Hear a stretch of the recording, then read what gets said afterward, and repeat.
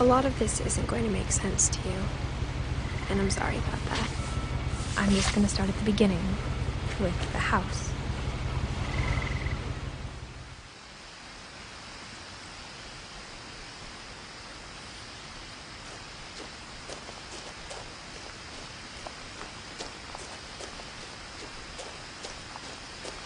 I lived here until I was 11, but I wasn't allowed inside half the rooms.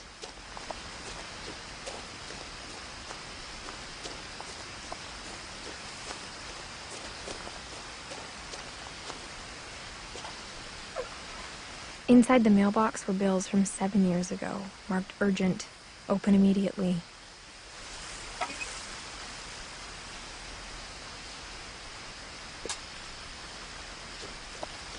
I hadn't been back since my brother Lewis's funeral.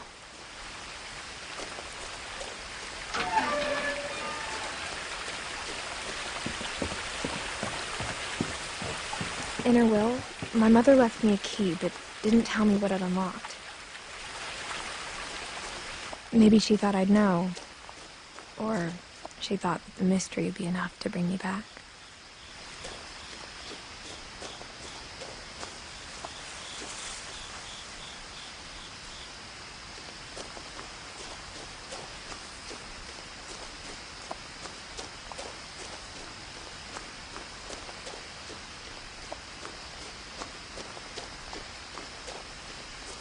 No one had driven this way in a long time, but I saw a few hoof prints.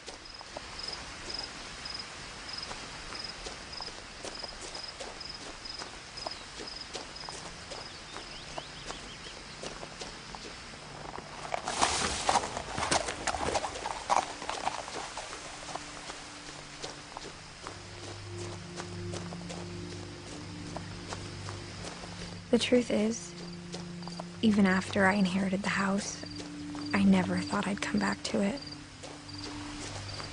But now I had questions about my family that only the house knew the answers to.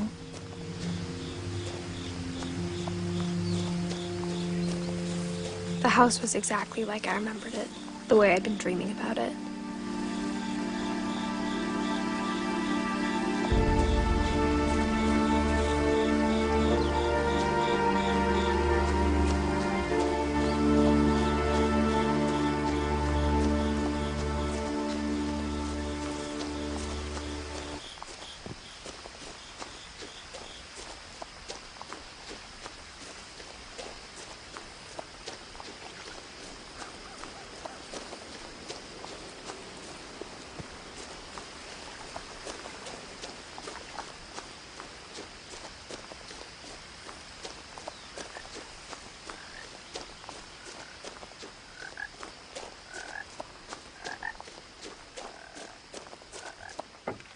The woods around the house have always been uncomfortably silent, as if they're about to say something but never do.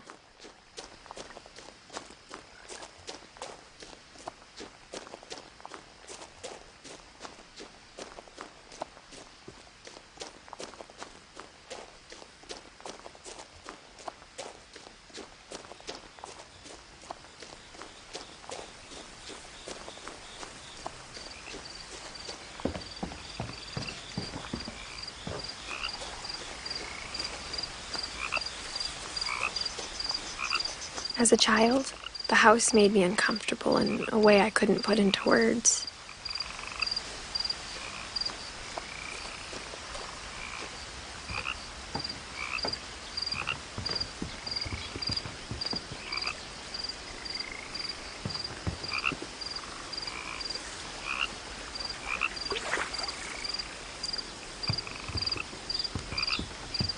Now, as a 17-year-old, I knew exactly what those words were.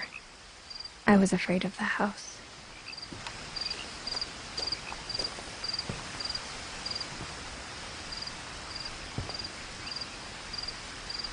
I hoped the key might unlock the front door. It didn't.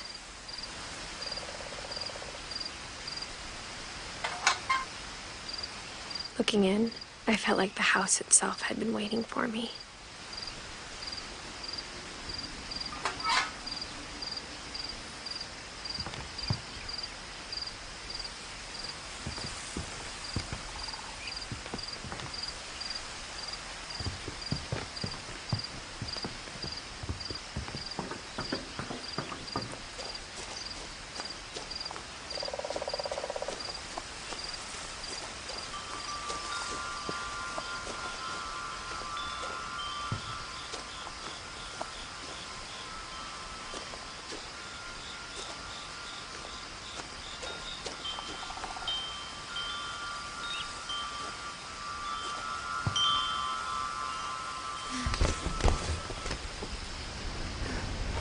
Crawling through the doggy door used to be a lot easier when I was 11.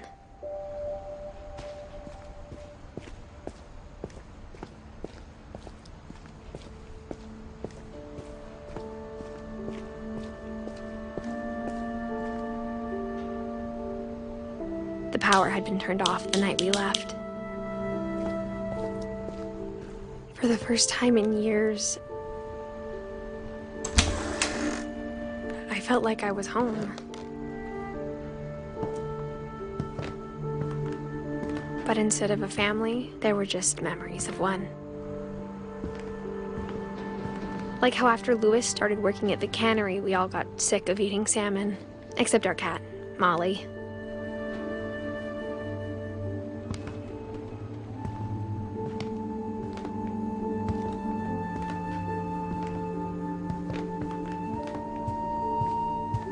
The table was still a wreck from the night we left. It was like a bomb had gone off, killing everyone but sparing the furniture.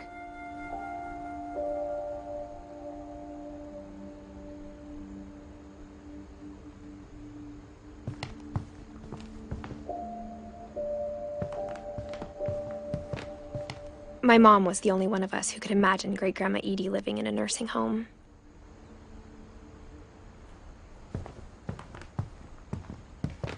Nothing in the house looked abnormal. There was just too much of it, like a smile with too many teeth.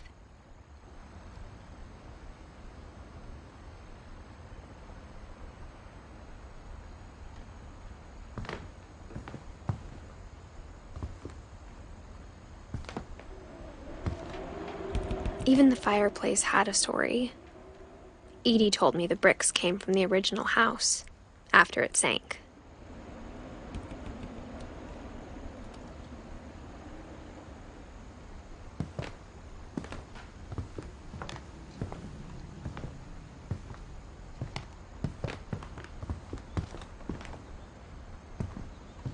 Mom always told me to stay out of the basement, so I wasn't too surprised when the key didn't fit.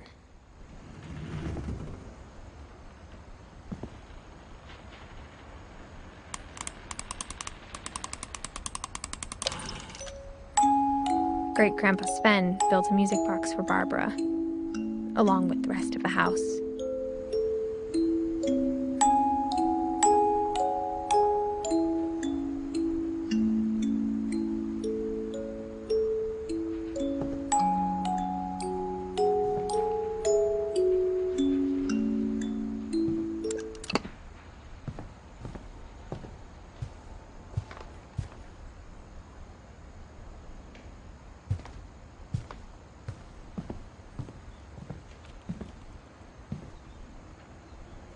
A lot of things got left behind in the whirlwind of that last night.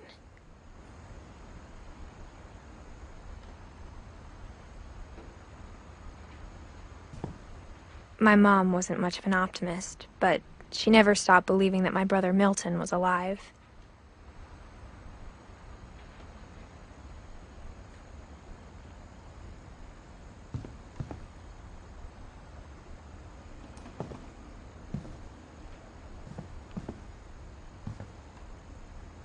After Milton disappeared, Mom sealed up all the bedrooms. Then Edie retaliated and drilled peepholes.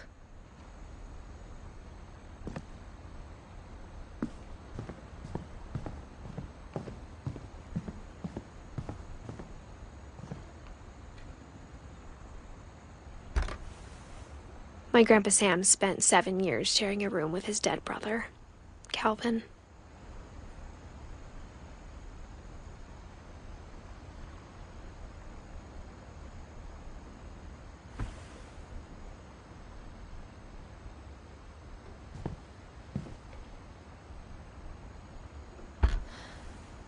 As a kid, I just assumed every house had peepholes and sealed rooms you weren't allowed inside of.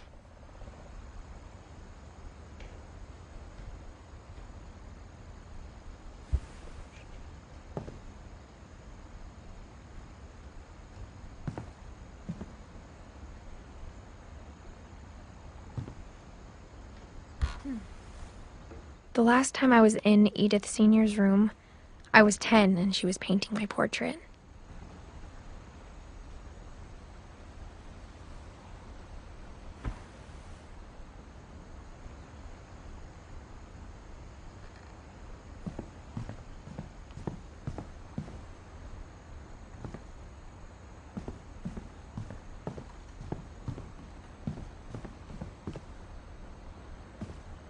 Mom must have locked the third floor stairs on the night we left.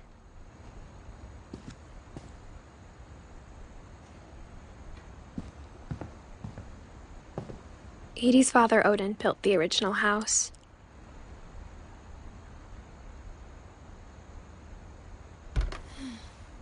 Barbara was a child star for 2 years, until America grew out of it.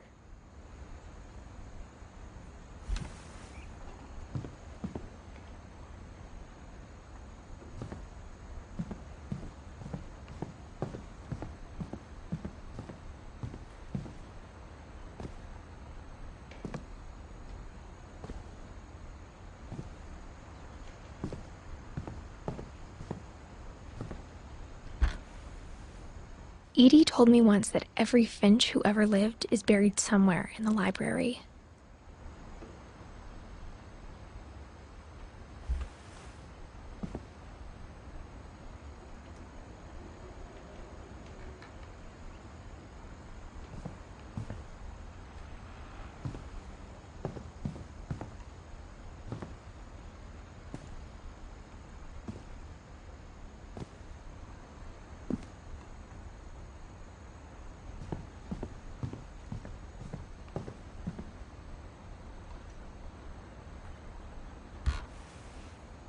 Molly always seemed like a girl I could imagine being friends with, if she hadn't died in 1947.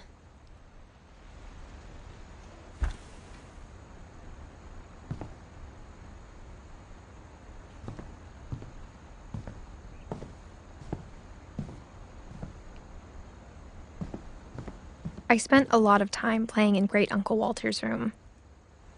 I think my mom sometimes regretted not sealing it up.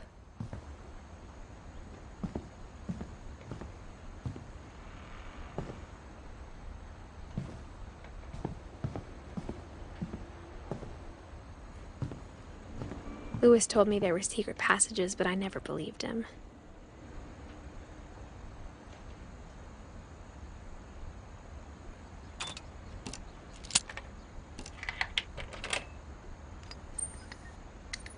Turns out, my mom was really good at keeping secrets. Now it was time to find out what my mom had been afraid of.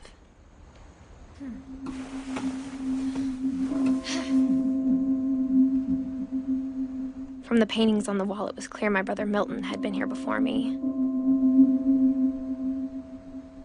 Reading this, maybe it sounds like I had a plan.